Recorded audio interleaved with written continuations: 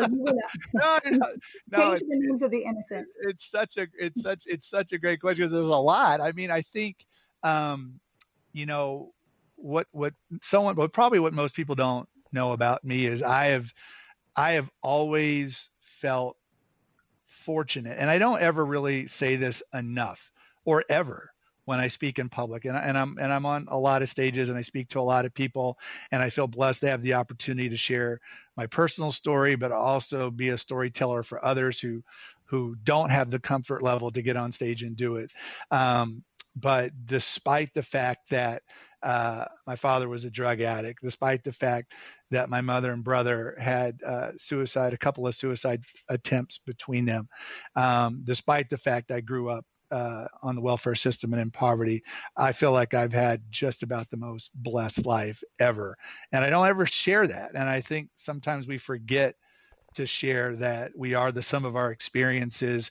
And if we're successful today, it's about the things that we went through and the battles that we've overcome.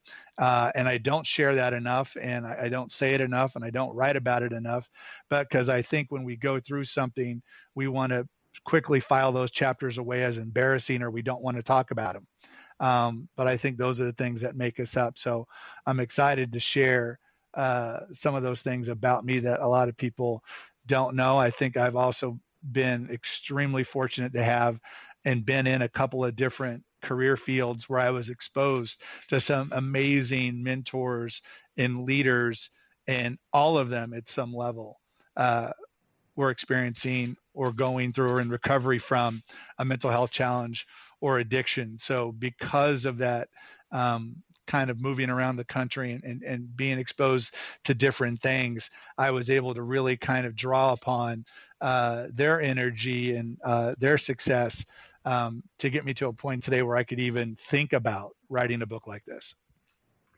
Thank you for sharing that. And I also have to say, I also feel very blessed. And although, you know, I think you're a person like me, and the dealings that we've had, you know, almost always first step is out positive and, you know, let's take on the day and all things can be worked through. You're 100% right. And especially in this time and age where all we see is pretty negative news and pretty, you know, seriously negative news around us during the shut-in, it's important to, you know, focus on the blessing and focus on the positiveness. So thank you for sharing that. Do you have another book in you? I have to ask you that question. Oh yeah, I think I do. You know, one of the great things about speaking to the nonprofit sector and the conferences I go to, you get a real feel from the people in the room where they're struggling. And it's usually, there's a lot of people really struggling with a lot of the same things. Mental health isn't just, I think, a theme for any one book. I know there's lots of stories out there that are individual stories of tragedy to success. And I think a book like this is exciting because it shares so many different stories, but it also shares how hard recovery is. It also shares how hard everyday management is.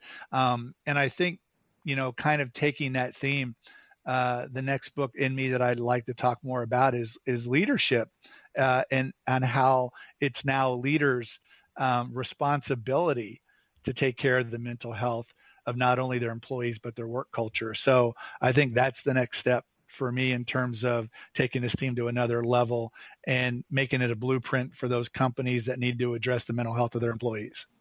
I love that. Absolutely. And just a side note on that, I waited 10 years after in the invent of my tech company to have children. And I would say my employees are my training to be a parent, to be a mom.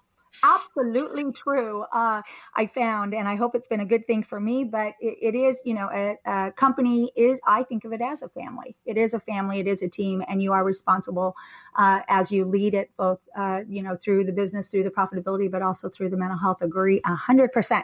I love it. Well, I like that second idea for a book.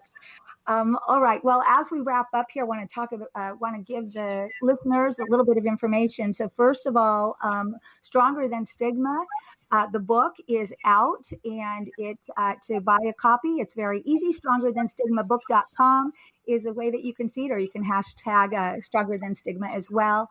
and of course, get it on the Now Publishing website. And Ian, what I'd like to end with for you is if you would talk about the event this podcast will air before your virtual event, Socket to Stigma. Right. The little details, I'd appreciate it. Yes. It was hard for us because of the time that we're living in to have to cancel Stronger in Stigma this year. We were really excited about it. Like a lot of groups, we've had to pivot. So we're moving to a virtual event that will happen at the end of August. And we're excited to kind of take a different theme with it. And we're going with Socket to Stigma. And one of the best things about Socket to Stigma is we're going to punch stigma in the mouth. And so the new logo's got a set of boxing gloves hanging right next to it. And we're printing out right now t-shirts and different size socks for people to wear that they could post on social media to start telling their story, and to make it easier for other people to share about their mental health journey. I mean, we're all socially distant right now. We're all isolated. Some people are in quarantine, and we need to be able to find some type of platform or some type of entry into connecting again emotionally.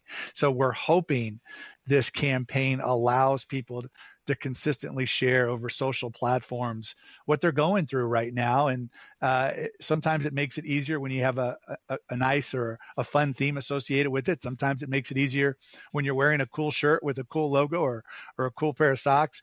But whatever that is, whatever allows you, again, to use that word air cover to do that, we're trying to make that as easy as possible. So we're excited about that.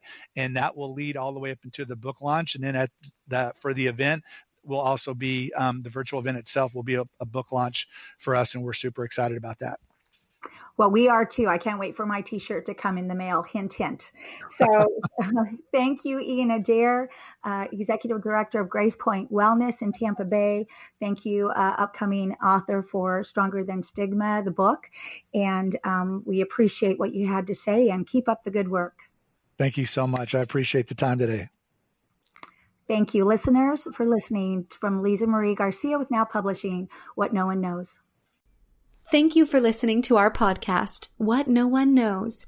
If you have a story to share, contact Now Publishing at publish@nowscpress.com. Visit our website, publishwithnow.com, for a free download from our The 90-Day Author book, and let Now Publishing build, publish, and sell your book.